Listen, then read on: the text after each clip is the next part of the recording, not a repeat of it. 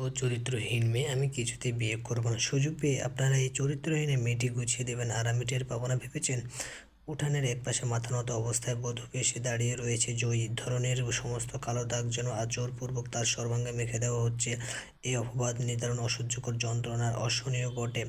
জয়ীর বাবা জামশেদ রহমান চোয়াল শক্ত করে বরের দিকে তাকিয়ে রয়েছেন। তার দুই মেয়েকে তিনি দেখে শুনে বড় করেছেন। আজ পর্যন্ত গ্রামের কোনো মানুষ তার মেয়ের দিকে আঙ্গুল তুলে কিছু বলতে পারেনি। সেখানে বিয়ের দিন বর বলছে তার বড় মেয়ে চরিত্রহীন। তিনি শিক্ষিত মানুষ, তাই অশিক্ষিতর মতো ব্যবহার তাকে সাজে না। নিজের রাগকে দমিয়ে রাখার চেষ্টা করছেন। তীক্ষ্ণ দৃষ্টিতে তাকিয়ে জিজ্ঞেস করেন, তুমি কিসের ভিত্তিতে আমার মেয়েকে চরিত্রহীন বলছো? কোনো প্রমাণ আছে তোমার কাছে?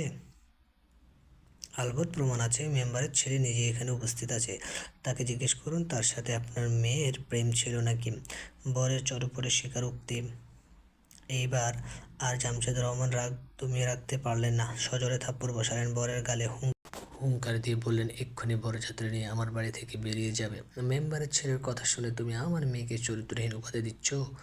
আমি যদি পারতাম এখনই তোমার জিভ টেনে ছিঁড়ে ফেলতাম। ছোটোখাটো নয়, বরং বেশ বড়ই ঝামেলা হয়ে যায় বিয়ে বাড়িতে। বরযাত্রীরা চলে গেছে, গ্রামের মানুষ কানাকানি শুরু করে দিয়েছে। তর্ক বিতর্কের কোন পর্যায়ে জয়ী ঘরে চলে গেছে তা কেউ খেয়াল করেনি।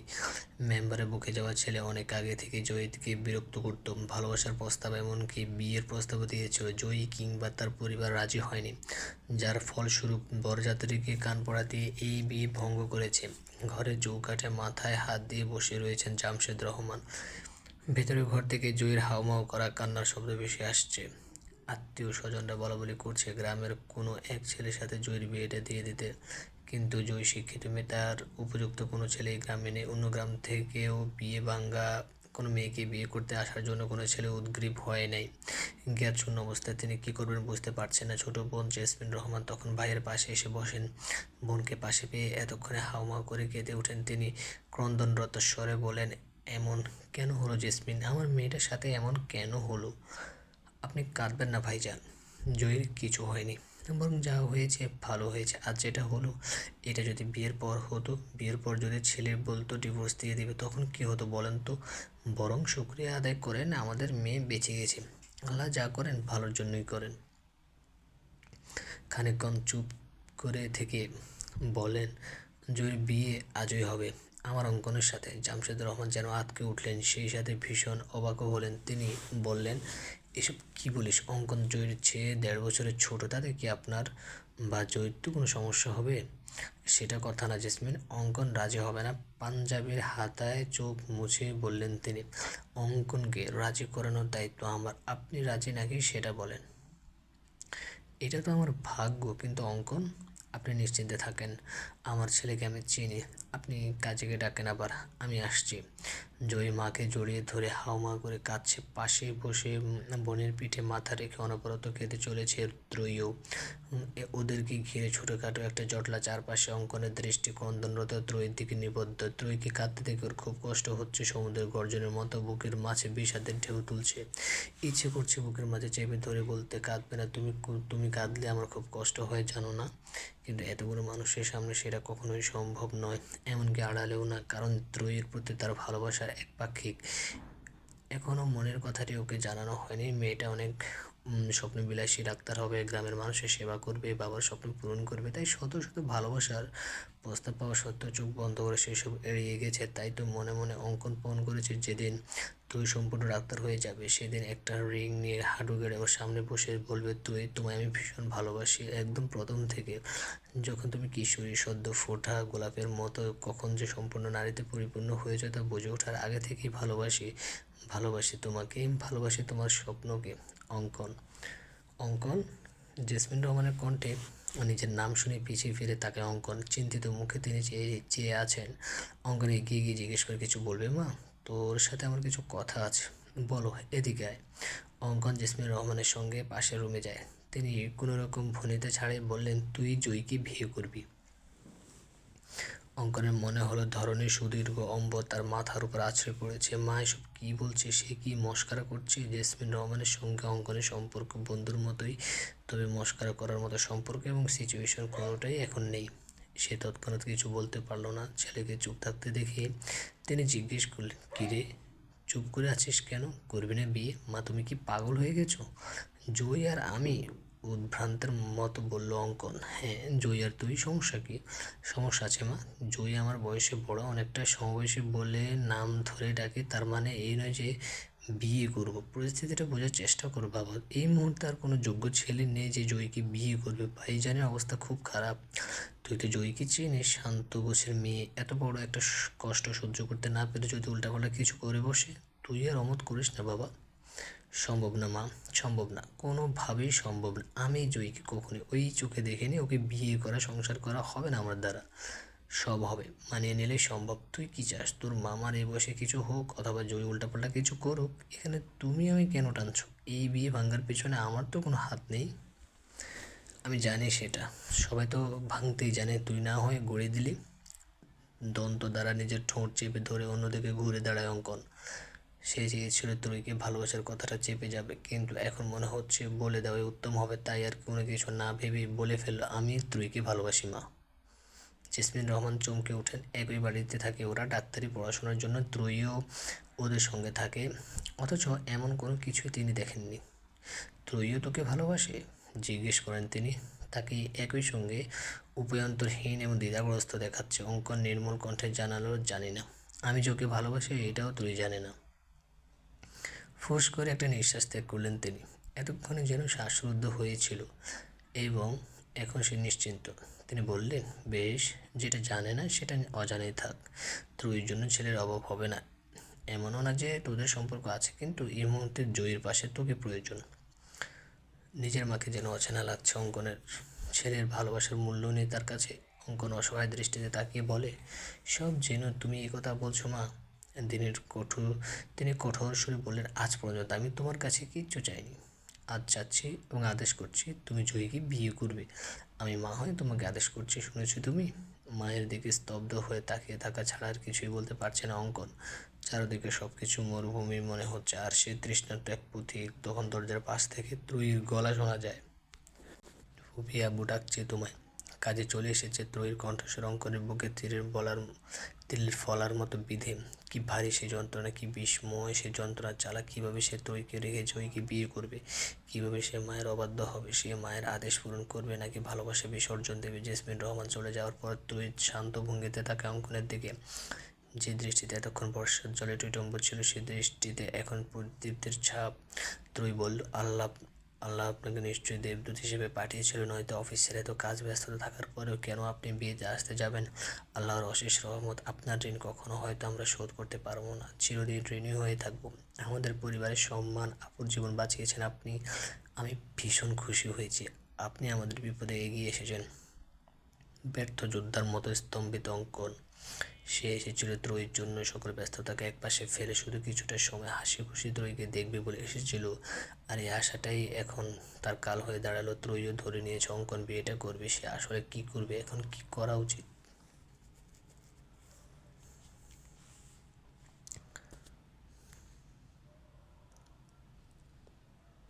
ঘুমট অন্ধকার, আর চাঁদের দেখা নেই। চারদিকে ঘুটঘুটে অন্ধকার, মাঝে সাঝে ঝিঝি পোকার আওয়াজ শোনা যাচ্ছে। সবচেয়ে বড় রুমটায় অপেক্ষা করছে সবাই।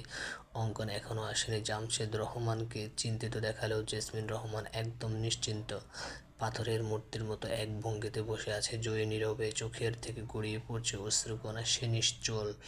ত্রয়ী শক্ত করে বোনের এক হাত ধরে রেখেছে। আর কতক্ষণ বসে থাকবো? ছেলেটি ডাকেন এবার। কাজের গলায় বিরক্তি। দেরি হচ্ছে দেখে তার মনে হচ্ছে এবারও বিয়েটা হবে না। জেসমিন রহমান অঙ্কনকে ডাকতে যাওয়ার আগে অঙ্কন নিজেই এসে উপস্থিত হয়। ওই তো অঙ্কন এসে পড়েছে, আয় বাবা, জয়ের পাশে বস, বললেন তিনি। অঙ্কন সেখানে দাঁড়িয়ে বলল, আমার কিছু কথা আছে যেগুলো সকলের জানা প্রয়োজন। কথা পরে বলা যাবে, আগে বিয়েটা হয়ে যাক। বিয়েটা আমি করব না মা। ঘরটায় যতটুকু নীরবতা ছিল এখন তার চেয়ে বেশি নীরব হয়ে গেল যেন। সকলে অবাক হয়ে তাকিয়ে আছে অঙ্কনের দিকে। জেসমিন রহমান ভাবতেও পারেনি এতগুলো মানুষের সামনে অঙ্কন এভাবে তাকে বেইজ্জতি করবে। তিনি চিবিয়ে চিবিয়ে বললেন, এখন মশকরা করার সময় নয় অঙ্কন, একটা মেয়ের লাইফ নিয়ে কথা। এক্স্যাক্টলি মা, বিয়েটা যে কোনো ছেলেখেলা নয়, এটাই আমি তোমাকে বোঝাতে চাই। আমি এই বিয়েতে রাজি না। তোমরা কি একবারও জয়ের মতামত নিয়েছো? ওই বিয়েতে রাজি নাকি জানতে চেয়েছো কেউ? সকলের নিরুত্তর। আসলে কেউ জয়ীর থেকে জানার প্রয়োজন মনে করেনি জয়ী অঙ্কনকে বিয়ে করতে রাজি কিনা। সকলে তাড়াহুড়ায় আছে জয়ীকে পাত্রস্থ করার জন্য। অঙ্কন বলল, বিয়েটা যেহেতু আমরা করব তাই আমাদের মতামতে সবার আগে গুরুত্ব দেওয়া প্রয়োজন। শুধু বিয়ে করলাম আর সব সমস্যার সমাধান হয়ে গেল না, বরং সমস্যা আরও বেশি বাড়বে। বিয়ের পর প্রতিনিয়ত অশান্তি হবে সংসারে। হয়তো এক সময় দুজনে মানিয়ে নেব, কিন্তু মেনে নিতে পারবো না। মানিয়ে নেওয়া আর মেনে নেওয়া এক বিষয় নয়। অঙ্কনের ভিতর চাপা উত্তেজনা কাজ করছে। জেসমিন রহমান ছেলে, সাহস থেকে হতবিহ্বল। আত্মীয় স্বজনদের কাছে ছোট তো হলেই, এমনকি নিজের ভাইয়ের কাছেও। জয় এই পর্যন্ত একটা কথাও বলেনি, চুপ করে আছে সে। পূর্বের মতো চোখের পানি শুকিয়ে গেছে। জেসমিন রহমান দিকবিদিশা খুঁজে পাচ্ছে না। ঠিক কোন কথাটা অঙ্কনকে বললে রাগ মিটবে সেটাও বুঝতে পারছে না। অপমানে মাথা হেট করে রেখেছেন জামশেদ রহমান। এক প্রত্যাখ্যানের পর আরেক প্রত্যাখ্যান কাম্য ছিল না। যে কষ্ট তিনি সহ্য করতে পারছেন না, সেই কষ্ট জয়ী কীভাবে সহ্য করবে। তিনি বেকুল হয়ে জেসমিন রহমানের উদ্দেশ্যে বললেন, ওকে আর কিছু বলিস না জেসমিন, ভুলটা আমারই ছিল। রাজি হয়ে ভুল আমি করেছি। জয়ীর নিজেরও মতামত নেওয়ার দরকার ছিল আমার। না ভাইজান, ওর সমস্যা কি আমার জানতে হবে। কেন অজয়কে বিয়ে করবে না? কোন দিক দিয়ে জয়ী কম ওর থেকে? ফোঁস করে নিঃশ্বাস ত্যাগ করেন তিনি। ছেলের প্রতি চরম ক্ষিপ্ত। এখন ঠাটিয়ে দুটো চড় গাল বসালেও রাগ মিটবে না বলে মনে হয় না। সমস্যাটা বিরাট। জয়ী কোনো দিক থেকেই কম না, সেটা আমিও মানি। সমস্যাটা হলো আমি তো জয়ীকে ভালোবাসি না, আমি ত্রয়ীকে ভালোবাসি। জয়ী যদি ত্রয়ীর বোন না হতো তাহলেও হয়তো আমি ব্যাপারটা ভাবতাম, কিন্তু এক বোনকে ভালোবেসে আরেক বোনকে বিয়ে করা সম্ভব না। ইচ্ছে হোক বা অনিচ্ছে ত্রয়ীর সঙ্গে দেখা হবে, আমি সহ্য করতে পারবো না। তখন উপস্থিত সকলে অবাক হয়ে তাকিয়ে রয়েছে অঙ্কনের দিকে। এমনটা তারা কল্পনা করতে পারেনি। আতঙ্কিত ত্রয়ী স্তব্ধ হয়ে রয়েছে। এসব সে কি বলছে? বোধগম্য হয় না ত্রয়ীর। ত্রয়ী খেয়াল করলো জয়ী ওর হাতটা আলগা করে দিয়েছে। জয়ী কি ভুল বুঝেছে? কিন্তু সে তো নিজেও এসব জানতো না, কোনো করে টের পায়নি কখনো। অঙ্কন বুঝতেও দেয়নি। অনেক হয়েছে, এবার থামো তোমরা। একের পর এক নাটক আর সহ্য হচ্ছে না আমার। তোমরা কি শুরু করেছো? আমায় কি মনে হয় ফুতুল, যাকে পারছো তুলে নিয়ে আসছো বিয়ে করার জন্য? যে রাজি নাকি জানতে চাচ্ছ না? বাবা, তুমি কি করে রাজি হলে? কেন তুমি অঙ্কনের সাথে আমার বিয়ের ব্যাপারে রাজি হয়েছিলে? আর ফুপি, আমি তো তোমার থেকে এটা আশা করিনি। তুমি কি আমায় করুণা করছো? অঙ্কন রাজি না সত্ত্বেও তুমি ওকে জোর করে বিয়ে করার জন্য বলছো। তুমি যদি এই কাজটা না করতে, তাহলে দ্বিতীয়বারের মতো মানুষের হাসি তামাশার পাত্রে হতে হতো না আমার। অঙ্কন ত্রয়ীকে ভালোবাসে, আমি অঙ্কনকে বিয়ে করব? নিজের বোনের পথের কাঁটা হব? আমি নিজেই করব না এই বিয়ে। আমি কারো পথের কাঁটা হব না। এতক্ষণ নির্বাক থাকা জয়ী মুখ ফুটে এক নিঃশ্বাসে কথাগুলো বলল। ভেতরে সব খুব কষ্ট ঠেলে দিয়েছে কথার মাঝে। ত্রয়ী হাত ছেড়ে দিয়ে মাথার ঘোমটা একটানে ছুঁড়ে ফেলে ফ্লোরে যত্নে মাথায় দেওয়া ঘোমটাটা স্থান হয়েছে এখন মেঝের কাঠের উপর। লাল টকটকে ঘোমটাটা পড়ে রইল বড্ড অবহেলার জিতে। বড় ঘর থেকে ভ্রমণ করে নিজের ঘরের দিকে পা বাড়ায় জয়ী। যাওয়ার আগে ত্রয়ীকে বলে, তুই বোন হয়েও কাজটা করতে পারলি, সকলকে সুযোগ দিলি আমায় নিয়ে উপবাস করার। তুই পিছন পিছন যেতে যেতে বলছে, আপু আমায় ভুল বুঝিস না, সত্যি আমি এসব কিছুই জানতাম না। উঠোনের মাঝখান দিয়ে দৌড়ে যাওয়ার সময় তুই পায়ের কাঁটা ফুটে ওঠে। ওই অবস্থাতেও সে 2 কদম আগায়। তারপর ব্যথায় কুঁকিয়ে ওঠে। সেখানেই বসে পড়ে। সামনে থেকে দেখতে পায় মুখের উপর দরজা লাগিয়ে দিয়েছে জয়ী। বড় ঘর থেকে আত্মীয় স্বজনরা বলাবলি করছেন, জামশেদ, তোরা আগে কইছিলাম মাইয়ারে দূরে পড়তে পাঠাস না, যা পড়ানোর কাম নিজের কাছে রাইখেই পড়া। দেখলে তো দূরে দিয়ে কি হইল, আত্মীয়র কাছে রাইখেও কি হইল? ওই পোলার লগই তোর প্রেম পীড়িত করলো, শেষে আইসে নিজের বোনের পথের কাটা হইল। পড়া আরও মাইয়ারে ডাক্তারি। উঠোনে মাঝামাঝি থাকায় বড় ঘরের কথাও তরির কানে আসে। এছাড়া তারা উচ্চস্বরে কথা বলছে। জয়ীর বলা কথাগুলো কানে বাজছে। কাঠার আঘাতে হোক কিংবা কথার আঘাতে ত্রয়ী ফুঁফিয়ে কেঁদে ওঠে।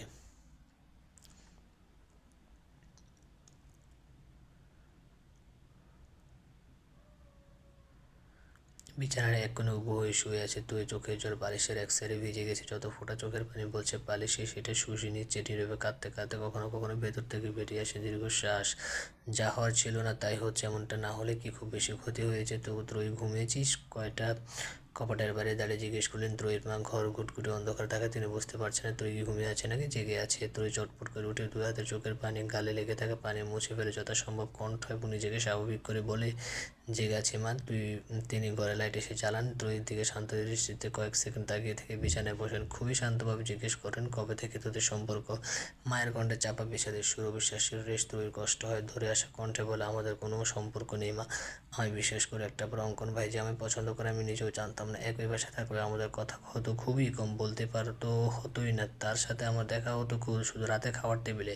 মাঝে মাঝে তো তাও হতো না, পড়ার চাপের জন্য পরে খেতাম। ছুটির দিনটা বাড়িতে থাকলে আমি বইয়ের মাঝে ডুবে থাকতাম। তুমি যদি আমার কথা বিশ্বাস না করে থাকো তাহলে ফুপিকে ফোন করো, জিজ্ঞেস করে দেখো আমি তোমাকে কিছু মিথ্যে বলছি কিনা। অকস্মাৎ কান্না ভেঙে পড়েন মা। ফুপি ফুপি বলেন, এরকমটা কেন হলো রে তোরে? আমি তো কখনো কল্পনাও করিনি এমন একদিন আসবে যেদিন আমি নিজের মেয়েকে অবিশ্বাস করবো। ভাগ্য আমায় কোথায় এনে দাঁড় করালো। তোর বলার মতো কোনো ভাষা নেই। ঠোঁট চেপে নিজেও কাঁদতে শুরু করে, তার নিজের কাছে এখন অবিশ্বাস মনে হচ্ছে। মা চোখের পানি মুছে বলেন, যা হওয়ার হয়েছে, দেখে আল্লাহ কি চান, তুই আর রাত জাগিস না, ঘুমিয়ে পড়। কথা শেষ করে তিনি লাইট অফ করে দিয়ে ঘর থেকে বের হয়ে যান। কান্নার দমক বেড়ে যায় ত্রয়ীর। আর যদি ঘটনা না ঘটে তাহলে রাতটা অন্যরকম কাটতো। মা পাশে শুয়ে চুলি বিলি কেটে দিতেন প্রতিবারই। যতবার ত্রয়ী ঢাকা থেকে গ্রামে বেড়াতে আসেন, যতদিন থাকে ততদিন মা ত্রয়ীর সঙ্গে ঘুমান, মাথায় হাত বুলিয়ে দেয়, চুল বিলি কেটে দেয়। কিন্তু আজ আজ সেসব দিন অতীত বটের কথার গল্প মনে হচ্ছে। সব কথা সময় কত দ্রুত বদলে যায়, এক সেকেন্ডের ব্যবধানে পাল্টে যায় পুরো জীবন। সব জীবন রঙিন সুতায় বাঁধে না, কিছু জীবন কাছের মতো ভেঙে গুড়িয়ে যায়। মোরগের ডাকে সকালে ঘুম ভাঙে ত্রয়ীর। বেশ রাত করে ঘুমানোর ফলে মাথাটা ঝিমঝিম করছে, কিন্তু রুটিন মাফিক প্রতিদিন ত্রয়ী 6টা বাজে উঠে বলে আজও 6টা বাজে ঘুম ভেঙেছে। এখন চুপ করে বিছানায় বসে থাকে, তারপর হেলতে দুলতে ঘর থেকে বের হয়ে কল পাড়ে গিয়ে মুখ ধুয়ে নেয়। জয়ের ঘরের দরজা এখনো বন্ধ। মা রান্নাঘরে মাঠে চুলে রান্না বসিয়েছে। ত্রয়ী ঘরে না গিয়ে রান্নাঘরে আগে যায়। মাকে ডাকার সঙ্গে সঙ্গে মা চমকে ওঠেন, শাড়ির আঁচলে চোখ মুখ মুছে। হ্যাঁ বল, তুমি কাঁদছো? আমার আর কান্না, তুই এত সকালে উঠেছিস কেন? আর একটু ঘুমাতে, প্রতিদিন এই সময় উঠি তাই অভ্যাস হয়ে গেছে। ঘরে মুড়ি আছে, গুড় আছে, রুটি কলা আছে, ফল আছে, কি খাবি খাই, কিছু খাবো না মা? আমি আজ ঢাকায় চলে যাই। কেন? পড়ার অনেক চাপ তো, এখন কয়েক মাস পর ফাইনাল পরীক্ষা, যত তাড়াতাড়ি যাবো তত ভালো। ছুটি নিয়েছিলি কয়দিনের? 5 দিন। আচ্ছা তোর বাবা আসুক। ত্রয়ী উঠে ঘরে ফিরে আসে। মায়ের শুকনো মুখ দেখতে ভালো লাগছে না। আত্মীয়রা সব রাতে চলে গেছে, অঙ্কনরা আছে নাকি সেটা জানে না। ত্রয়ী ঘরের মাঝখানে পাটাতনে কাঠের উপরে সে বসে পড়ে। সে দোষী নয়, তবু পরিস্থিতির শিকার হয়ে নিজেকে দোষী মনে হচ্ছে। জামশেদ রহমান ঘরে প্রবেশ করেন দেখে মনমরা হয়ে ত্রয়ী হাঁটুর উপর মাথা রেখে বসে আছে। তিনি ছোট ছোট কদমে এগিয়ে গিয়ে ত্রয়ীর পাশে বসেন। ত্রয়ী এতটাই আনমনা হয়ে চিন্তা ভাবনা করছে যে বাবার উপস্থিতিও টের পায়নি। বাবা ত্রয়ীর মাথায় হাত বুলিয়ে দিয়ে বলেন, সকালে নাস্তা খেয়েছিস মা? চোখেতে পাশ ফিরে তাকে ত্রয়ী। কাল রাতে অঙ্কন যখন সবার সামনে বললো সে ত্রয়ীকে ভালোবাসে, এরপর আর কথা হয়নি বাবার সাথে। তার ধারণা ছিল অন্য সবার মতো বাবা বোধহয় ত্রয়ীকে ভুল বুঝে, কিন্তু বাবার কথাবার্তা খুব স্বাভাবিক, চোখের চাউনি শান্ত স্থির। বিস্মিত হয় তৎক্ষণাৎ মুখ ফুটে ত্রয়ী কিছু বলতে পারলো না, শুধু দুপাশে মাথা নাড়লো, যার অর্থ সে খায়নি।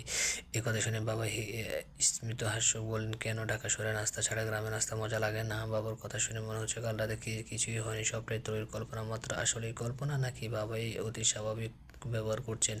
ত্রয়ী এবারও নিশ্চয়। বাবাই বললেন, কালকের ঘটনা নিয়ে মন খারাপ। এবার মুখ খুলে ত্রয়ী বলল, অন্য সবার মতো তুমি কি আমাকে ভুল বুঝছো বাবা? তুমি কি আমায় বিশ্বাস করো না? তুমি কি ভাবো আমি আপুর পথের কাটা? ও কথা বলো না মা। আমি বিশ্বাস করি আমার দুই মেয়েকে আমি চোখ বন্ধ করে বিশ্বাস করতে পারি, কারণ তোদের দুই বোনকে আমি নিজ হাতে করেছি, নিজ হাতে মানুষ করছি। গ্রামের সবাই তোদের বাবাকে আদর্শ শিক্ষক বলে জানিস তো।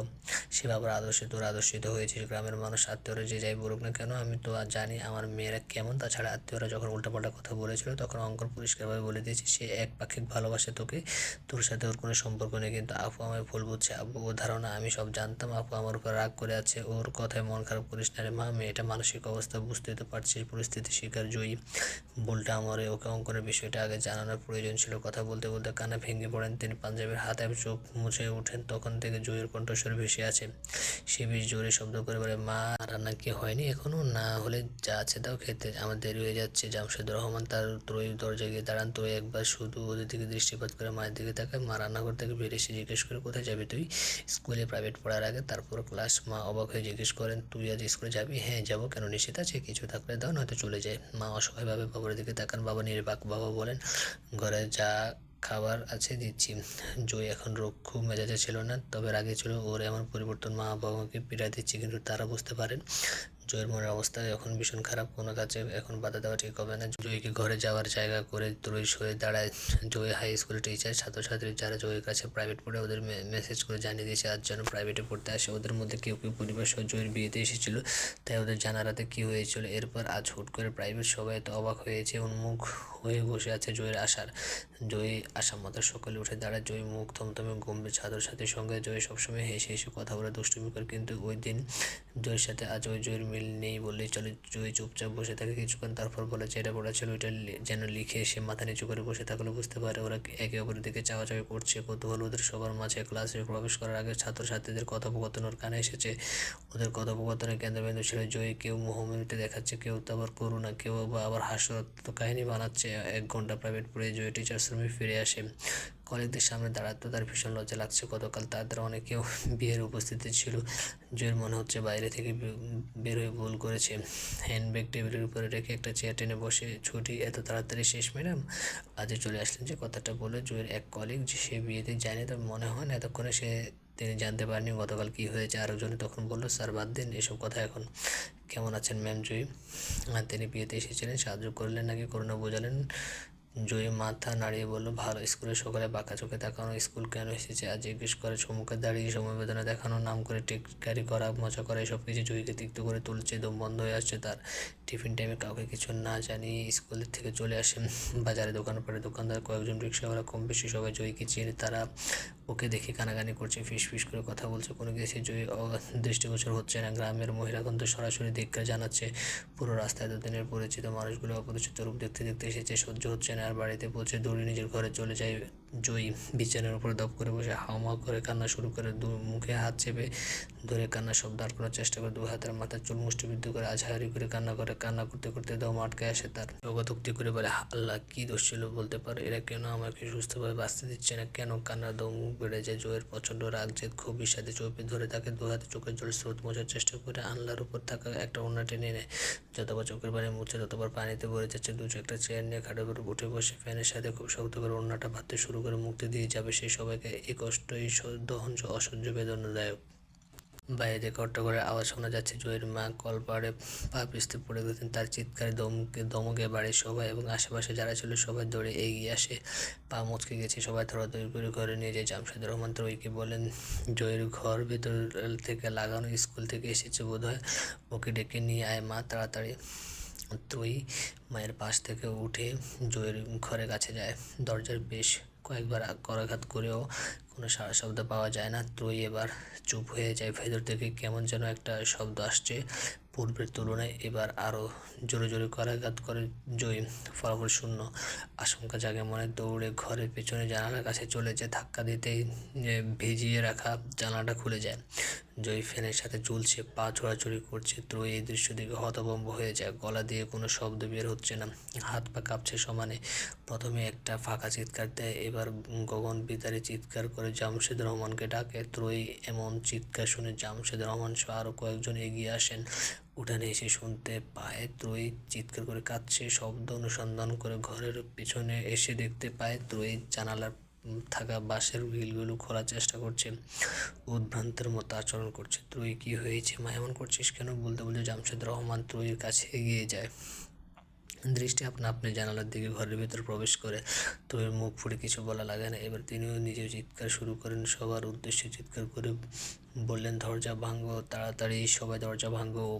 কয়েকজন শক্তি সামর্থ্য তরুণের দরজায় ধাক্কায় ভেতরে ছিটকিনি ধাক্কার ধমকে ঢেলে হয়ে খুলে যায়। সঙ্গে সঙ্গে জামশেদ রহমান হুড়মুড়িয়ে ভেতরে ঢোকেন। জয়ের 2 পা নিজের কাঁধের উপর রাখেন। ইতিপূর্বে জামশেদ রহমানকে কেউ কখনো কাঁদতে দেখেনি, আজ সে বাচ্চাদের মতন কাঁদছেন। বাকিরা তাড়াতাড়ি করে ফ্যানের থেকে ওড়নাটা খুলে ফেললো। জয়ী বার 2 কাশতে আরম্ভ করে এবং শরীরটা নিস্তেজ হয়ে বাবার করে ঢলে পড়ে। ত্রয়ী জয়ীর পালস চেক করে, নাকের কাছে হাত রেখে নিঃশ্বাস নিচ্ছে। তারপর সবাই মিলে হাসপাতালে নিয়ে যায়। হাসপাতালের বিছানায় নির্বাক অন্তঃসার শূন্য হয়ে শুয়ে আছে জয়ী। কারো সঙ্গে কোনো কথা বলছে না। মরতে গিয়েও সে মরতে পারল না। নিজেকে ধিক্কার জানাচ্ছে সে। মৃত্যু কি তাকে ঘৃণা করে? যদি নাই করতো তবে সে কেন মরতে পারল না? এই জীবনে মূল্য যে একদমই নেই, একদম না। গুটিয়ে পায়ে ত্রয়ী ভেতরে এসে জয়ের পাশে বসে। জয়ী একবার তাকিয়ে মুখ ফিরিয়ে নেয়। ত্রয়ীর কষ্ট হয়। ফোনটা জয়ের পাশে বেডে রেখে জয়ের হাত ধরে আকুতি করে বলে, আপুরে, তুই এখনো আমার উপর রাগ করে আছিস? তুই কেন এই কাজটা করতে গিয়েছিলি? জয়ী হাসতে কিন্তু দারাজ গলায় বলল, ত্রয়ী, রাগ যদি তোর একার ওপর হতো তবে সেটা মিটিয়ে নিতাম। আমি পারছিলাম না নিজের সাথে যুদ্ধ করে ভালো থাকতে। ত্রয়ীর ফোন বেজে ওঠে। তখন ফোনের স্ক্রিনে লেখা অঙ্কন। ভাই। জয়ী এবং ত্রয়ী দুজনেই ফোনের দিকে তাকায়। ফোন থেকে দৃষ্টি তুলে জয়ী বাঁকাভাবে ত্রয়ীর দিকে তাকায়। ত্রয়ী ফোন রিসিভ করে পাশ থেকে অঙ্কন জিজ্ঞেস করে, জয়ী এখন কেমন আছে? ভালো। ত্রয়ীর ছোট উত্তর। আমি আসতে চাচ্ছি, কিন্তু জয়ী কি ব্যাপারটা স্বাভাবিকভাবে নেবে? আমায় দেখে উল্টো রিয়েকশন হবে না? আপনারা আসার কোনো প্রয়োজন নেই। কথা বলতে বলতে ত্রয়ী বাইরে যায়। বলল, আপু কোনো রিয়েক্ট না করলেও আপনার আসার প্রয়োজন নেই। যা হয়েছে এতে আপনার দোষ নেই কোথাও। কোনোভাবেই নিজেকে দোষারোপ করারও প্রয়োজন নেই। ভাগ্যে হয়তো এমন কিছু লেখা ছিল। আমি জানি ত্রয়ী, মুখে যত কিছুই বলো না কেন মনে মনে আমার উপর রেগে আছো। আসলে পরিস্থিতি এমন ছিল যে কোনো কিছু না ভেবে বলে দিয়েছিলাম আমি তোমায় ভালো। সম্পূর্ণ কথা বলার আগে পূর্বে ত্রয়ী বাধা দিয়ে বলল, অঙ্কন ভাই, যা হওয়ার হয়েছে, অতীত ঘেটে লাভ নেই। তবে একটা কথা বলি, আপনার শুভাকাঙ্ক্ষী হয়েই বলছি, আমায় ভুলে যান। আপনার ভালোবাসা শুধু যদি আমি কেন্দ্রিক হয়ে, তবে সেই ভালোবাসা কোনোদিন পূর্ণতা পাবে না। আমার অপরাধ? কোনো অপরাধ নেই। আপুকে যেমন আপনি কখনো ওই নজরে দেখেননি, আমিও আপনাকে কখনো সেই নজরে দেখিনি। দয়া করে এটা ভাববেন না আমি আপুর হয়ে রিভেঞ্জ নিচ্ছি। আমি শুধু সত্যটাই বলছি, তবে কথা সত্য। এই ঘটনা না ঘটে ডাক্তার হওয়ার পর যদি বাবা বলতো আপনাকে বিয়ে করতে রাজি, তাহলে হয়তো আমি বিনা পক্ষে রাজি হতাম। কারণ ডাক্তার হওয়ার স্বপ্ন ব্যতীত আমার জীবনে কোনো স্বপ্ন পুরুষ ছিল না। তবে আমি দুঃখিত, এখন আমি নিরুপায়। ত্রয়ী, ভালো থাকবেন। আল্লাহ হাফেজ। অঙ্কনকে আর কিছু বলার সুযোগ দিল না ত্রয়ী। লাইন কেটে দিল। জয়ীর কাছে ফিরে গেল আবার। এবার জয়ী নিজ থেকে কথা বললো, জিজ্ঞেস করলো, অঙ্কনের সাথে তোর সম্পর্ক ছিল, আমায় বলিসনি কেন? আমার সাথে কেন? কোনো ছেলের সাথে সম্পর্ক ছিল না? নেই। মিথ্যা বলিস না। আমার জন্য ভালোবাসা বিসর্জন দিস না। আমি এত মহান নই আপু। যদি ভালোই বাসতাম তবে অঙ্কন ভাইয়ের সাথে বাবা তোমার বিয়ে দিতে চায় এটা মেনে নিতাম না। তাহলে বলতে চাচ্ছিস সম্পর্ক ছিল না? না। জয়ী আর কিছু বলল না, ত্রয়ীও না। পরের দিন জয়ীকে হাসপাতাল থেকে বাড়িতে নিয়ে যাওয়া হয়। গ্রামের মানুষের মুখে মুখে এখন শোনা যাচ্ছে আরেক নতুন কাহিনী। চায়ের দোকানে গ্রামের লোক একত্রিত হলেই শোনা যায় কথাগুলো। এই বাড়ির মহিলা ওই বাড়িতে গিয়ে গল্প করছে, সব কথা জয় আর ত্রয়ীকে ঘিরে। সবার কথার ধরন, জামশেদ ভাই কত ভালো মানুষ, তার মাইয়া এমন কাম কেমনে করে আছে, বিয়া না হইছে নাই, এই জন্য ছোট বোনের ভালোবাসার মানুষের পাওয়ানোর লেগে ফাঁসি দিতে হইব। কি ফাঁসি দিল? মূল্য হতো না। শেষের কথাগুলো সকৌতুকই বলে মানুষজন তাদের বিষাক্ত কথার কবল থেকে বাদ পড়ে না। ত্রয়ীও তার চরিত্র তুলেও বলে, মাইয়া মানুষ বানাইব ডাক্তার, ডাক্তারি পড়তে তো জানে গেছে ফষ্টি নষ্টি করতে। দেখো গা, বিয়া শাদি কতগুলা শহরে করছে, দুই মাইয়া লইয়া কত গর্ব করতেছিল মায়ে। এখন কই গেল ওই গর্ব? দিল না চুলকানি মাখে মাইখে। এসব কথাবার্তাই এখন মুখে আরেক মুখে যায়। একজনের বলে আরেকজনও আরও একটু মশলা মিশিয়ে অন্যজনকে শোনায়। সব কথাই জয়ী ত্রয়ী এমনকি জামশেদ রহমানের কানেও আসে। জামশেদ রহমান বাজারে চায়ের দোকানে যান না এখন। না সমুখে কেউ কিছু বলে না, কিন্তু ওই যে লোকে বাঁকা চোখে তাকায়, আড়ালে কথা বলে, এসব সহ্য করা বড় কষ্টের। একদিন, 2 দিন, 3 দিন সহ্য করলে এরপর মাত্রা ছাড়িয়ে যায়। সুযোগ পেলে কেউই কথা শোনাতে ছাড়ে না। যারা কোনোদিন মুখের উপর কোনো কথা বলতে পারেনি তারাও এখন বাড়িতে বয়ে এসে কথা শুনিয়েছে। বাচ্চা না, আত্মীয় স্বজনরাও তাদেরকেও গ্রামবাসীদের নানা রকম কথা শুনতে হয়। যার ঝাল এসে তারা জামশেদ রহমানের মায়ের উপর উঠায়। জামশেদ রহমান আর সহ্য করতে পারলেন না, হার্ট অ্যাটাক করে বসলেন একদিন। কাকে আপনারা পথের কাঁটা বলবেন? জয়ীকে, ত্রয়ীকে, নাকি সমাজের বিষাক্ত মানুষরূপী কীটগুলোকে?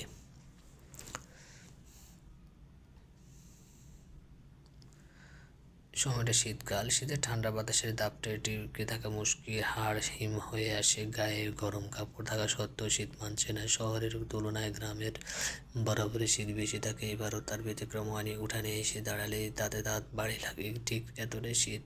জমের স্রোত নদীর মতোই কীভাবে যে এর মাঝে 2.5 বছর কেটে গিয়েছে, বুঝতেই পারেনি কেউ। জামশেদ রহমান রান্নাঘরের পাশে বসে আছেন, গুটিসুটি হয়ে, গলায় মাফলার পেঁচানো আর শরীরে চাদর। ত্রয়ী ঘড়ি দেখতে দেখতে ঘর থেকে বের হয়। শীতের কুয়াশা মাথায় নিয়ে তাকে অনেকটা পথ চলতে হয়ে যেতে হবে হাসপাতালে। তুই তখন একজন সফল ডাক্তার, কত দায়িত্ব তার, ব্যস্ত সময় পার করতে হয় জামশেদ রহমানের উদ্দেশ্যে। তুই বলল, বাবা আমি হাসপাতালে যাচ্ছি। ঘড়ি থেকে চোখ তুলে বাবার দিকে তাকাতে তার দু হাত আপনা আপনি কোমরে চলে যায়। দু হাত কোমরে রেখে ত্রয়ী রাগি রাগি গলায় বলল, তোমার কি একটু ভয় করে না? জামশেদ রহমান জানেন তুই কেন বকছে তার কারণ আহামরি কিছু না হলেও তোর কাছে বিশাল মেয়ে যেও তার ডাক্তার। তিনি বাচ্চাদের মতো মুখটা দুঃখী দুঃখী করে বলেন, না আবার কি করেছি মা? ঢং কী করেছো জানো না? এত শীত এখন, তার মধ্যে তুমি একটা চাদর গায়ে দিয়ে বসে আছো। কই একটা চাদর, দেখ মাফলারও আছে গলায়। গলার মাফলারটি দেখিয়ে বললেন তিনি। ত্রয়ী কপট রাগ দেখিয়ে বলল, তুমি কি আর শুধরাবে না? শুধরালে কি আর প্রতিদিন তুই আমাকে বকবি? মামের কুনসুরি দেখে মুচকে মুচকে হাসছে মা। হরহামেশাই জামশেদ রহমান তোর কাছে বকা খাবেন, এবং সেটাই ইচ্ছে করি, না হলে নাকি তার দিনটি খারাপ যায়। ত্রয়ী যখন শাসন করে তখন জামশেদ রহমান যেন 5 বছরের বাচ্চা বনে যান। ত্রয়ী আর কিছু না বলে ঘরে চলে যায়। একটা সোয়েটার নিয়ে এসে সেটা পরিয়ে দিতে দিতে বলে, তোমায় বলতে বলতে আমি জানি পাগল হয়ে যাব। লোকে কি বলবে বলো তো?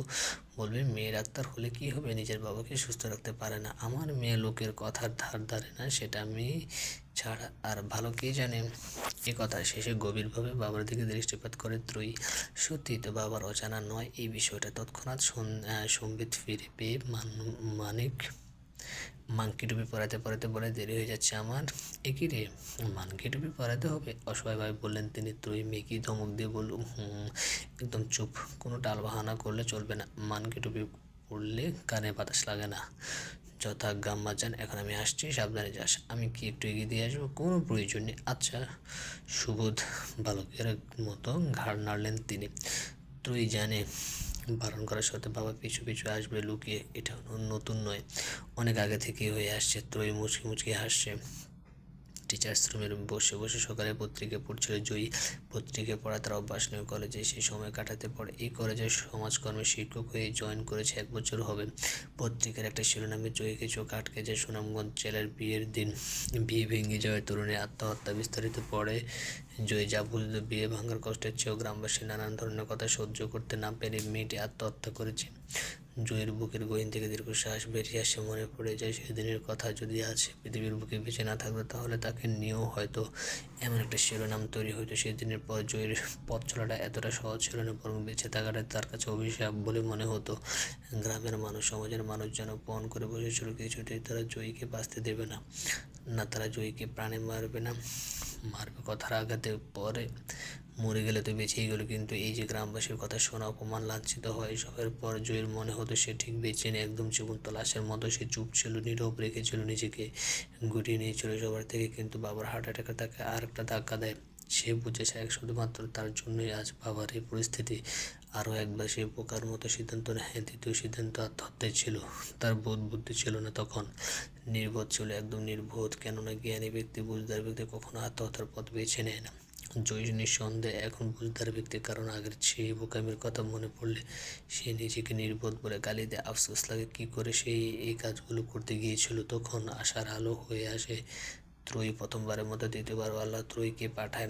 তবে এবার সে কান্নায় জড়িত ত্রয়ীকে দেখেনি, দেখেছে এক কঠোর ত্রয়ীকে, যার মাঝে নতুনভাবে বাঁচার প্রতিবাদ করা, সমাজকে বুড়ো আঙ্গুল দেখানোর উদ্যম ছিল, সাহস ছিল। শুধু আগের কথায় যেন একটা অদৃশ্য দেয়াল ছিল। বাবার হার্ট অ্যাটাকের পরে এই দেয়ালটা ভেঙে চড়ে যায়, যার ফলে দেখা মেলে নতুন ত্রয়ীর। এক হাতে সে বাবার আর জয়ীকে সামলিয়েছে, অন্য হাতে সমাজকে ঠেকিয়েছে। জামশেদ রহমান কিছুটা সুস্থ হওয়ার পর বাজারে যাওয়ার সঙ্গে ছিল ত্রয়ী। তখনও পর্যন্ত গ্রামবাসীর কানাঘুষা বন্ধ হয়নি। তখন তারা আরও একটা টপিক পেয়েছে, লোক দেখানো কষ্ট দেখিয়ে। তারা আফসোসের স্বরে বলে, কত আদর যত্ন কইরা না মাইয়া দুইটারে মানুষ করেছিল মাস্টার সাহেব, আর আজ এই মাইয়াগো কারণে হার্ট অ্যাটাক করলো, বাঁচবো না তো, এমনি কি আর মানুষ বাঁচে? এসব কথা শুনে ওদের কানে আসতো না তা নয়, এইসব শুনতো, তবুও চুপ থাকতো সময়ের অপেক্ষায়। চায়ের দোকান থেকে ডাক দেন প্রতিবেশী এক চাচা, সেখানে আরও অনেক উপস্থিত ছিলেন। অনিচ্ছা প্রকাশ করলেন না। জামশেদ রহমান সেখানে গিয়ে বেঞ্চের খালি জায়গায় বসলেন। যে ডাক দিয়েছিল সে জিজ্ঞেস করলে, এখন কেমন আছো, শরীর কেমন? জামশেদ রহমান মাথা নাড়িয়ে বলেন, আলহামদুলিল্লাহ, আল্লাহর রহমতে ভালো আছি। ভালো থাকলেই ভালো। তা তোমার বড় মাইয়া এখন আর পাগলামি করে নাকি, বিয়ে শাদি দিয়া ফালাও আর ঘরে রেখে কি হইব? আমার হাতে একটা ভালো পাত্র আছে, আগে একটা বিয়ে করছিল, ওই বউ নাই, ছেলে ধনী আছে, বিশাল জমি জমা আছে, তুমি বলে ছেলেরা আসতে কই কি কও? বিরক্তি মুখ তেতো হয়ে আসে জামশেদ রহমানের। তিনি মনে মনে কিছু বলার জন্য প্রস্তুত হচ্ছেন, তখনই তুই বললেন, আসসালামু আলাইকুম চাচা। প্রথমে মাপ চেয়ে নিচ্ছি বড়দের মাঝে কথা বলার জন্য, কিন্তু একদম চুপ থাকতে পারলাম না। আপনার পাত্রর বর্ণনা শুনে মনে হলো আপনি আসলে মেয়ে নয়, কোনো পণ্য ক্রয় করার বিষয়ের কথা বলছেন। আমার আপু তো পণ্য নয়, রক্ত মাংস গড়া মানুষ, তাহলে অর্থের হিসাব কেন আসছে? আর তাছাড়া মেয়ে আমাদের পরিবারের চিন্তা, আমাদের আপনাদের এত টেনশন দেখে সত্যি আমি আপ্লুত। আপনার ঘরের না একটা মেয়ে আছে, শুনেছি পড়ালেখা নাকি গণ্ডমূর্খ। এটা কিন্তু আমার কথা নয়, আপনারই মতো অনেকে বলে। তো যাই হোক, ওই মেয়েরে ওই ছেলের সাথে বিয়ে দিয়ে দেন, ভালো পরামর্শ দিলাম।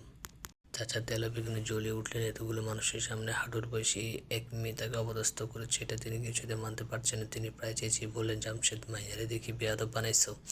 এই মাইয়া লই এত গর্ব ডাক্তার বানাইবা, খেচু হবে, কোনোদিনও তোমার এই স্বপ্ন পূরণ হইবে না। জামশেদ রহমান বেঞ্চ থেকে উঠে দাঁড়ালেন, ত্রয়ীর মাথায় হাত বুলিয়ে দিয়ে বললেন, কেন যে তুই এই বেয়াদবগুলো আগে করিসনি মা? সকালে সকালে অবাক হয়ে তাকিয়ে আছেন, এমন উত্তরকে প্রত্যাশা করেন পাখিদের কাছে যেটা অপমান, জামশেদ রহমানের কাছে সেটা প্রতিবাদ। যাওয়ার পূর্বে তুই বলে গেল, আল্লাহ সহায় থাকলে একদিন ঠিকই ডাক্তার অসুস্থ হলে তখন আমার কাছে আসেন, ফ্রিতে চিকিৎসা করাবো। আপনাদের মতো নিন্দু কূটনৈতিক মানুষজন এত দ্রুত মরে গেলে ভালো মানুষগুলো শিক্ষা নেবে কীভাবে বলুন? তাই চিকিৎসা ফ্রিতে করাবো। এরপর তুই বাবার হাত ধরে চলে যায়। ব্যাগ ভর্তি বাজার নিয়ে বাড়ি ফিরে এই কথাও গ্রামে রটেছে, লোকেরা তুইয়ের বদনাম করে, কুৎসা রোটে বেয়াদব বলে। এতে তুই তার বাবা পরিবার ধার ধারে না, কে কিছু বলতে আসলে প্রতিবাদ করে তুই, ভয় কে কিছু বলতেও যায় না। ত্রয়ের কানেও কথাটা আসে, সেভাবে ত্রয় যদি বাবার সম্মানের জন্য, বোনের সম্মানের জন্য প্রতিবাদ করতে পারে, তাহলে সে নিজেকে কেন তার জন্য প্রতিবাদ করতে পারবে না? ত্রয়ের এই প্রতিবাদে পরিবর্তন করেছিল জয়ীকে, আর জয়ী পরিবর্তনে চুপ করিয়েছে সমাজকে, কারণ জয়ও কাউকে ছেড়ে কথা বলে না। তখন থেকে সে আবারও স্কুলে যাওয়া শুরু করে, ক্লাস নেয়, কাউকে কানাঘুষা করতে দেখলে সরাসরি বলতো, এভাবে কানাকানি করে লাভ আছে? বললে জোরেই বলেন, নয়তো বলবেন কই, আর সে শুনবে খই। তখন একজনের বদনাম করতে গিয়ে আরেকজনের বদনাম হয়ে যাবে। বাচ্চারা জয়ীকে দিয়ে আর চোখে তাকালো। জয় সবসময় ওদের বোঝাতো, বলতো সত্য মিথ্যা যাচাই করতে, এমনকি এটাও বলতো কখনো যদি কেউ এমন পরিস্থিতিতে পড়ে তাহলে কখনো যেন জয়ের মতো সুইসাইড করার মতো সিদ্ধান্ত না নেয়। সংগ্রাম আর প্রতিবাদ করে টিকে থাকার মধ্যে আত্মতৃপ্তি রয়েছে। কড়াইগ্রাম মজার ছলে এসব নিয়ে কথা তুলতো, অনেকটা কাটা ঘায়ে নুনে ছিটা দেওয়ার মতো। জয়ীও তাদের সঙ্গে তাল মিলিয়ে হেসে বলতো, তাহলেই আর বলেন স্যার ম্যাম, কি বোকায় না ছিলাম আমি। তারা উপস্থিত হয়ে পড়তেন। জয়ীর এমন সহজ স্বাভাবিক ব্যাপারে সে যে সহজেই দোষ স্বীকার করে তাকে দোষ দিতে মজা নেই। কাজেই তারাও হতাশ হয়ে কথা বলা বন্ধ করে দিত। আরে ম্যাম, এক পৃষ্ঠা আর কত পড়বেন? অনেকক্ষণ যাবৎ ত্রয়ীকে আনমনে এক পৃষ্ঠা দিকে তাকিয়ে থাকতে দেখে প্রশ্নটি করল মনোবিজ্ঞান বিভাগের টিচার রিয়াদ আহমেদ। জয়ী সচকিত হয়ে বলল, আসলে ভাবছিলাম কিছু। এত মনোযোগ দিয়ে কিছু কথা থাকে যেটাতে মনোযোগ দেওয়া লাগে না, আপনা আপনি মনোযোগ চলে আসে। এরপর দেয়াল ঘড়ির দিকে তাকিয়ে বলল, আমার ক্লাস আছে এখন, আমি আসছি। জয় চলে যাওয়ার পরও রিয়াজ স্যার যেভাবে বসেছিল সেভাবেই বসে আছে, একটু নড়াচড়াও হয়নি। জয় সম্পর্কে সবটাই জানে সে, সেই সাথে জানে সমাজ আর গ্রামবাসী সম্পর্কে সত্য মিথ্যা যাচাই করেছে সে তার আগে থেকেই। একদম প্রথম যেদিন জয়কে কলেজে দেখেছিল সেদিন থেকে আলাদা ভালো লাগা কাজ করতো। জয় সম্পর্কে সব জানার পর ভালো লাগাটা আরও বেশি কাজ করা শুরু করেছে। খুব শীঘ্রই সে তার বাবা মাকে জয়ের বাসায় পাঠাতে চায়। জয় রাজি হবে কি হোক না হোক, প্রস্তাব পাঠাতে তো অসুবিধা নেই। মনে মনে বিয়ের কথা ভেবে মুচকি হাসে সে। পেশেন্ট দেখে নিজের চেম্বারে বসে এসে আছে ত্রয়ী, হাতে একটা বই। অবসর সময়টাতে সে বই পড়ে কাটায়। বাবার ইচ্ছে উচ্চতর শিক্ষার জন্য ত্রয়ীকে বাইরের দেশে পাঠাবে। ত্রয়ীর অবশ্য মত নেই, সে বাবা মায়ের সঙ্গে দেখে দুমুঠো ডাল ভাত খেয়ে শান্তিতে জীবনযাপন করতে চায়। ত্রয়ীর ফোন বাজছে, অঙ্কন ফোন করেছে, সকাল থেকে অনবরত ফোন করে যাচ্ছে, দেখেও ইগনোর করছে। ত্রয়ী ফোন ধরলে নতুন কোনো কথা নেই, ঘুরে ফিরে এক কথা, সে ত্রয়ীকে ভালোবাসে। অঙ্কনের এমন পাগলামো এক মুহূর্তের জন্য হলেও ত্রয়ীকে ভাবিয়ে তোলে। অবসর সময়ে একবার হলে অঙ্কনের কথা মনে পড়ে, সঙ্গে সঙ্গে নিজের মনকে কন্ট্রোলে এনে নেয়। ত্রয়ীর এই গুণটা বেশ ভালো। অনবরত বাজতে থাকা ফোনটা একবার রিসিভ করলো ত্রয়ী। ওপাশ থেকে করুণ সুরে ভেসে এলো, ওগো ডাক্তার নেই, এত ব্যস্ত সময় পার করে যে ফোন ধরার সময় পাও না? ত্রয়ী নিশ্চুপ। অঙ্কন বলল, মুখে কি কুলো পেটে বসে আছো? কথা বলো না কেন? কি বলবো? আমি শিখিয়ে দেবো? আজ আপনাকে খুব বেশি খুশি মনে হচ্ছে? বাহ, ডাক্তারনি দেখে আজকাল মনেও করতে পারে। খুশি তো বটেই। ভালো? শুধু ভালো? আর কি? জিজ্ঞেস করবে না কেন এত খুশি? বলেন। ধুর, রসকস নেই একদম মনে। আচ্ছা শোনো, গ্রামে আসছি আজকে। ও, কখন? রওনা দিয়েছি, গাড়িতে আছি এখন। আচ্ছা, সাবধানে আসবেন। আর শোনো, ব্যস্ত নাকি তুমি? না, ফ্রি আছি, বলেন। তুমি এত কম কথা বলো কেন? বাড়ির ছোট ছেলে মেয়েরা নাকি অনেক চঞ্চল, তুমি এত চুপচাপ স্বভাবের কেন? আমি তো এমনই। ভালো হয়েছে, বিয়ের পর আমি বক বক করবো আর তুমি শুনবে। আপনি বেশি বেশি ভাবা শুরু করেছেন। আমি আগে বলেছি এটা সম্ভব না। চুপ করো তুমি। আগে ভাবতাম না, এখন থেকে ভাববো। তুমি বিয়ে না করে কোথায় যাওয়াই বা দেখবো? আমার পক্ষে জয়ী আছে। বুঝলাম না। বুঝতে হবে না, শুধু এইটুকু বলি, বিয়েতে তুমি রাজি করানোর দায়িত্ব জয়ী নিয়েছে। আর জয়ের ব্যাপারে একটা গোপন খবর জানি আমি। কি গোপন খবর? রিয়াদ নামে কাউকে চেনো? অনেকেই তো আছে এই নামে। তোমার আপুর কলেজের স্যার। ও হ্যাঁ, আপু বলেছিল কয়েকবার। দুজনে তো ডুবে ডুবে জল খাচ্ছিল। আজ আসবে ছেলে তার পরিবার নিয়ে। আপু তো আমায় কিছু বলেনি। বলবি কি? তুমি তো রোবট। ত্রয়ী নিশ্চুপ। অঙ্কন বলল, আচ্ছা রাখছি তাহলে, অনেকক্ষণ বিরক্ত করলাম। বাকিটা বাড়িতে ফিরে। আল্লাহ হাফিজ। শোনো শোনো, বলেন। ভালোবাসি ডাক্তারনি। ত্রয়ী এবারও নিশ্চুপ। ওপাশ থেকে অঙ্কনের হাসির শব্দ শোনা গেল। তারপর পরে লাইনটা কেটে গেল। ম্যাম বিজি, আসবো? চেম্বারের দরজায় দাঁড়িয়ে বলল জয়ী, মুখে প্রশস্ত হাসি। ত্রয়ী হেসে ফেললো, বলল, অবশ্যই আপনার জন্য সব ব্যবস্থা। বাদ চাপা মারিস না তো আর। এখন যদি কোনো পেশেন্ট ডাক পড়ে তাহলে তুই দৌড়ে চলে যাবে, আমি জানি। ভেতরে আস্তে আস্তে বলল জয়ী। ত্রয়ীর সামনে চেয়ারটাতে বসলো। জয়ী এখন সবসময় হাসি খুশি থাকে, তবে আজকে বেশি খুশি। তবে কি অঙ্কনের বলা কথাটাই সত্যি? একবার কি জিজ্ঞেস করবো? না থাক, বলার হলে আপুই বলবে। জয়ের মুখ দেখে বোঝা যাচ্ছে কিছু বলতে চাচ্ছে সে। তুই সেই অপেক্ষাতেই আছেন। জয়ী এবার প্রফুল্ল হয়ে টেবিলের উপর দু হাত রেখে বলল, তোকে একটা কথা বলবো তুই। কী কথা? রিয়াদের কথা বলেছিলাম না, সে আজ বিয়ের প্রস্তাব নিয়ে আসছে। এই জন্যই কি তুমি এত খুশি? তুই? জয়ী উত্তরে হাসলো। তুই জিজ্ঞেস করল, আচ্ছা আপু, এর আগে তুমি কাউকে ভালোবাসোনি? না, এমনকি যার সাথে আমার বিয়ে ঠিক হয়েছিল তাকেও না। আল্লাহ যা করেন ভালোর জন্যই করেন রে তুই। তা তো অবশ্যই। তোকে তো কত কথা শুনিয়েছিলাম, কষ্ট দিয়েছিলাম, আমার উপর তোর কখনো রাগ হয়নি? না, কারণ আমি জানতাম আজ যেদিন তুমি নিজেকে সামনে নিতে পারবে, সেদিন নিজেই ভুল আর সঠিকের মাঝে তফাৎ খুঁজে পাবে। যদি কষ্ট পেয়ে থাকিস মাফ করে দিস বোন। তুমি কি আজই শ্বশুর বাড়িতে যাওয়ার পরিকল্পনা করেছো? না মানে, যেভাবে মাফটাপ চেয়ে নিচ্ছ। টিপ্পনি কেটে বলল ত্রয়ী। জয়ী চোখ বড় বড় করে বলল, আমার সাথে বিটলামি না। তোকে আমার বাড়ি থেকে বের করার ব্যবস্থা খুব শীঘ্রই করবো আমি। কচু? তুই কচুর টাকা? এভাবে দু বোনের কিছুক্ষণ ঝগড়া চলে। দুপুরের পর দুজনে একসাথে বাড়িতে ফিরে। এখন আর কেউ ফিসফিসে ওদের বদনাম করে না, লাভ হয় না যে, গায়েই মাখে না। এখন আনমনে ওইসব লোকদের মুখ থেকে বেরিয়ে আসে, মেয়ে দুটোর দম আছে। এখন অপছন্দ করার মানুষের চেয়ে পছন্দ করে এমন মানুষের সংখ্যাই বেশি। সমাজের নীতিটাই এটা। যখন তোমার খারাপ সময় যাবে তখন তারা চেষ্টা করবে টেনে হিঁচড়ে আরও নিচে নামার জন্য। খুব কম সংখ্যক মানুষ সহযোগিতার হাত বাড়িয়ে দেয়। আর যখন সময় ভালো যাবে তখন পাশের মানুষের সংখ্যাও বাড়বে। তথাকথিত আছে, পায়ের নিচের মাটি শক্ত হলে কাঁধের হাত রাখার মানুষের অভাব হয় না। ওদেরও এখন অনেক মানুষ পছন্দ করে, জেনে কথা বলে। ভালো ভালো ঘর থেকে বিয়ের প্রস্তাব আসে, স্বাভাবিক। অন্যদের মতো সমাজের চাপা করে পড়ে ওরা দুমড়ে মুছে যায়নি, বরং জেগে উঠেছে, সংগ্রাম করেছে। সমাজকে বুড়ো আঙ্গুল দেখিয়ে বলে দিয়েছে, তোমরা সমাজের কীট। সমাজকে কলুষিত করেছে তোমাদের মতো মানুষগুলো। আজকাল ভালো মানুষের জন্য সমাজ মানে আতঙ্ক। আর এই তোমাদের মতো সমাজে থাকা পথের কাঁটাগুলো উপড়ে ফেলে আমরা সামনে এগিয়ে গিয়েছি।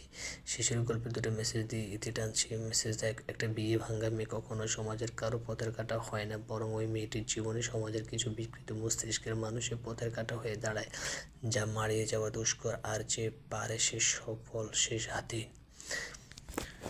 মেসেজ 2, মেয়ে মানে বাবা মায়ের পথের কাঁটাও নয়, মেয়ে মানে সমাজের পথের কাঁটাও নয়, বরঞ্চ সমাজে ভেঙে পড়ে একটা মেয়ের পথের কাঁটা। মেয়ে মানে আত্মত্যাগী, মেয়ে মানে রাজকন্যা, মেয়ে মানে বাবা মায়ের ভরসা।